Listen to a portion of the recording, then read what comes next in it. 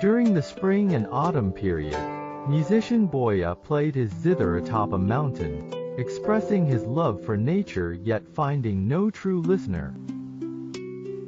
The woodcutter Ziqi, enchanted by the music, followed its refined notes with quiet focus, pausing to listen. Splendid. Lofty as Mount Tai.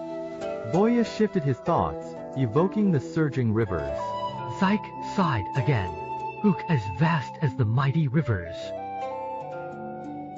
Boya, overjoyed to find his true listener, rose solemnly and bowed deeply in respect.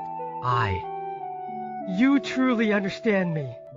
High mountains, flowing water signifies rare, true friendship, exquisite music, or profound harmony between souls.